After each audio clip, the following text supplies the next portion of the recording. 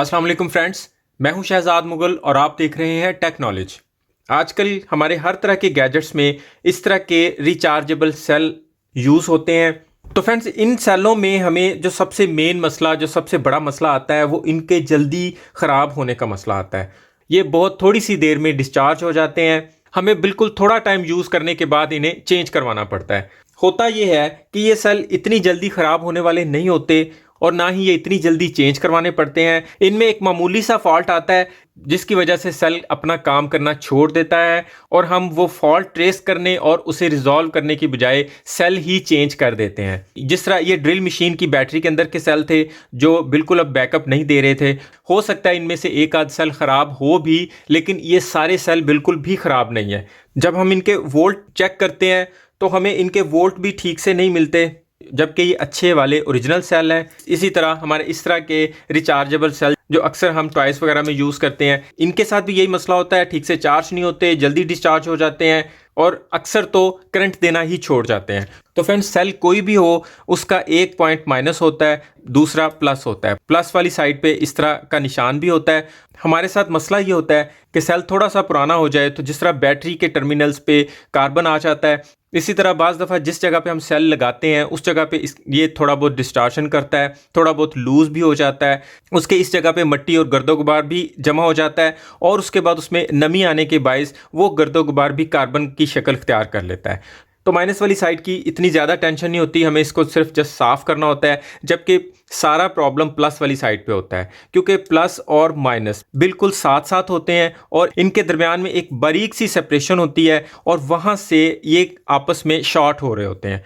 मतलब ये कार्बन इस सेल के माइनस और प्लस को आपस में शार्ट कर रहा है। अब इसे हम चार्ज भी करेंगे तो ये ज़्यादा टाइम लेगा और ठीक से चार्ज नहीं होगा, और जैसे ये चार्ज करके हम इसे चार्जिंग से हटाएंगे तो ये यूज़ किए बिना ही डिस्चार्ज होना शुरू हो जाएगा। तो फ्रेंड्स, हमने कटर से इसके बिल्कुल ऊपर वाली साइड से इसका लेमिनेशन उतार दिया है। अब हमें यहाँ वाज़ेह नज़र आ सकता है कि इसके अंदर किस टाइप का फॉल्ट चल रहा है। फ्रेंड्स, आप देख सकते हैं कि इस सेल का माइनस और प्लस किस तरह आपस में डिस्टार्शन कर रहा है, इसके दरमियान में किस तरह कार्बन आया हुआ है और हमने इस सेल को बिल्कुल ज़ाया कर दिया हुआ है कि ये सेल बिल्कुल ख़राब हो चुका है।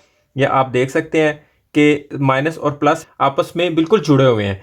तो हम सिंपली इसके पॉइंट साफ़ करेंगे और फिर देखेंगे कि ये चलता है या नहीं। वेरी फर्स्ट तो फ्रेंड्स, हम कोई कॉटन बड लेंगे और उसे थोड़ा सा थिनर लगा देंगे और फिर इसे यहाँ से साफ़ करेंगे।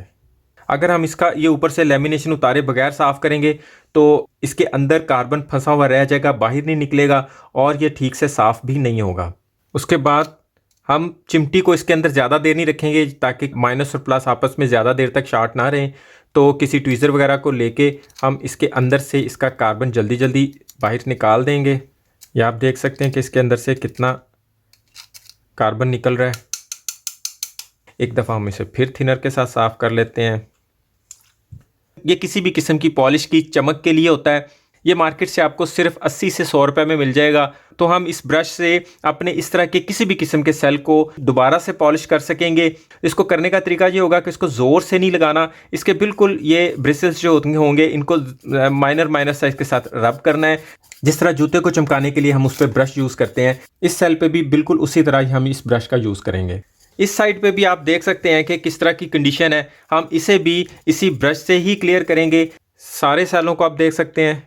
इस वाले पे ये देखें बहुत ज़्यादा कार्बन है। इसे हम अभी यहाँ से इसका ये हटा के देखते हैं। ये आप देख सकते हैं कि किस कदर कार्बन आया हुआ है। इस तरह के सेल के चलने का कोई भी चांस नहीं होता। तो इसे भी हम यहाँ से निकालेंगे इस कार्बन को।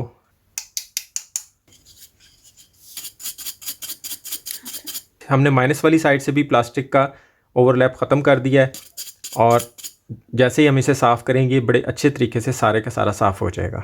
तो ये वाला सेल भी हमें बिल्कुल कोई करंट नहीं दे रहा, ये वाला भी इतना अच्छा करंट नहीं दे रहा, ये कदरे ठीक है, ये बिल्कुल ही डेड है ये वाला सेल, ये सेल कुछ कदरे ठीक है।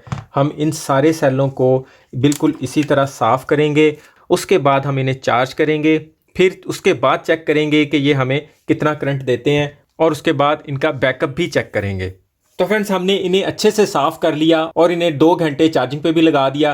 और अब आप खुद देख सकते हैं कि ये बड़े अच्छे तरीके से काम कर रहे हैं। हर एक सेल सही वाले वोल्ट दे रहा है और इनका बैकअप भी नए सेलों जैसा हो गया है। इसी तरह आप भी किसी भी रिचार्जेबल सेल को फेंकने से पहले उन्हें इस तरह चेक कर लें और उन्हें एक दफ़ा इस तरह साफ़ करके दोबारा चार्जिंग पे लगा के एक दफ़ा चेक ज़रूर कर लें। इंशाल्लाह ताला आपका ख़राब सेल बिल्कुल ठीक से चलने लगेगा। उम्मीद है आज की वीडियो भी आपको बहुत अच्छी लगी होगी, आपके बहुत काम आएगी।